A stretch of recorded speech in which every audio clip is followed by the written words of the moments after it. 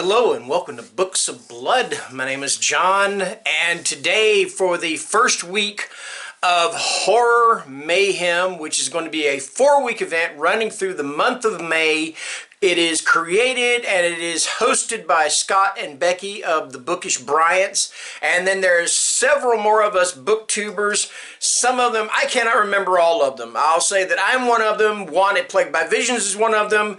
I believe Mindy of Mindy's Book Journey is one of them. Other than that, I am drawing a blank. I've already done a video on who is who and everything. Anyway, so the first week of Horror Mayhem, each week is going to focus on a different genre. So the first week of Horror Mayhem is supernatural or creatures. So it could be about ghosts, vampires. I would count witches as supernatural because they cast spells. Vampires could be creatures or supernatural. Werewolves, it could be about Bigfoot. You get the drift, okay?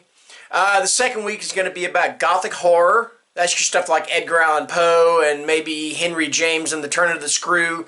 You know, that kind of, I don't know how you really describe gothic horror. That kind of, it was a dark and stormy night sort of thing, okay? Third week is going to be cosmic horror. That's your H.P. Lovecraft stuff and all the authors who have kind of followed in his footsteps like Tim Curran, Ramsey Campbell, and such as that. And then the fourth week is going to be folk horror. And if you're not sure what folk horror is, just think of things like The Witch, The Ritual, think of movies like that, The Wicker Man, you know, anything kind of folksy, kind of has like a ritual or a cultish kind of feel to it in a lot of ways. Not necessarily, it's not necessarily grounded in that, but that's, you get the drift, all right? So, it is week 1, okay? I'm cheating a little bit. It is actually April 29th. My reading has been very sporadic over the past several months, and I was afraid that if I started this in the month of May that I wouldn't finish within the week, and it actually turned out I finished faster than I thought. Anyway, we're going to pretend that right now it is May 1st, because that is when this video is actually going to post, is May 1st. Actually, maybe even May 3rd, I don't know. But we're going to say May 1st, all right? So the book that I chose for supernatural or creature is, I decided to focus on a haunted house tale known as Man, Fuck This House. That is the name of the book. I did not make this up. You see the title right there because I'm posting the picture there. Anyway, it is by Brian Asman. Okay, it's a novella. It's about 160-something pages. I read it on my Kindle. Anyway, what Man, Fuck This House is about, and yes, I know BookTube, or not BookTube, but YouTube does not like when you swear, but guess what? I don't get paid for this. Okay. Anyway, Man, Fuck This House is about this family. The wife, Sabrina, the husband, Hal, and the 2 children. The oldest is Michaela, or Michaela. It's spelled like Michael with an A at the end of it. And Damien. Okay, so Sabrina is the wife. She is your typical housewife. All right. Hal is the husband. Hal's kind of clueless. Okay. When his wife finally confronts him about, or tells him about some of the things going on in the house, and I'll get to that in a minute, the first thing he wants to do is basically get a psychiatrist after her, instead of actually listening to what she has to say. And then you have Michaela. She is your typical 14-year-old girl, who just feels like she has no time whatsoever for her parents, feels like she knows absolutely everything, and, Mom, I can't be bothered kind of girl. That's what she is. Now let's get to Damien. Damien, there's kind of a reason why Damien was named after the kid in The Omen, because Damien scares the bejesus out of his mother. When he was in the womb, and it'll tell you this, not a spoiler, when he was in the womb, he had a twin. He consumed the twin, okay? And ever since then, his mother has looked at him very strangely, very oddly, thinking he is some kind of devil child. And he is not doing anything whatsoever to dissuade this. He is actively pursuing this long-running practical joke of thinking, okay, if you want to think I'm the devil's kid, I'm going to give you reason to think I am the devil's kid. When in all reality, he's pretty much kind of just a normal kid. All right, he's smart, but he's still kind of just a normal kid.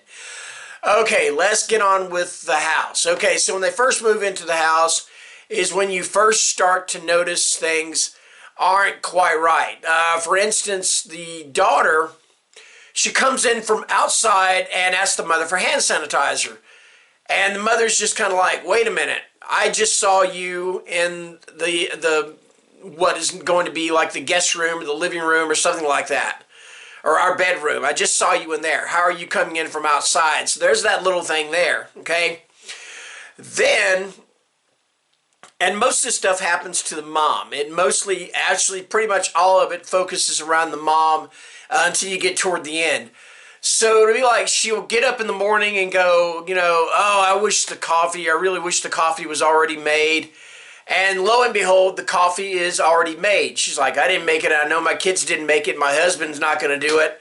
And then all these other little things. She'll like wish for a bubble, or she'll like be like, I want to take a bubble bath. And she'll go in and the water's already drawn. It's hot. Excuse me. Sorry about that.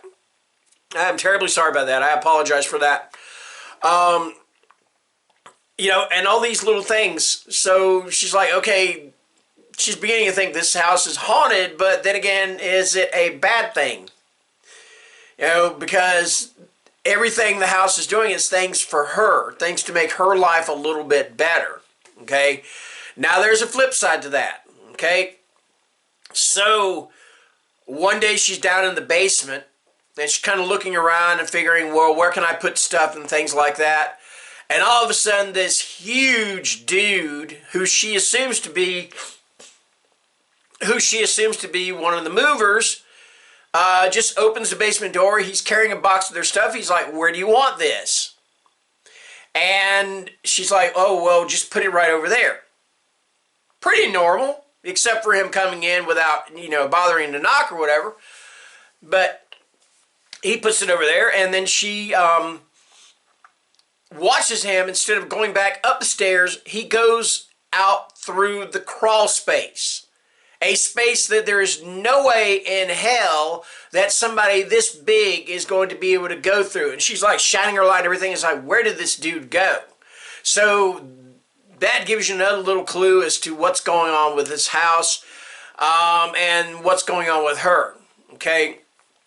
Now, that being said, they've always said that haunted house books are basically metaphors, or what's going on with the haunted house is basically metaphor for what is going on with a particular person or persons, all right? Like the Netflix series, The Haunting of Hill House, and yes, I know I've talked about this a million times. It's a masterpiece.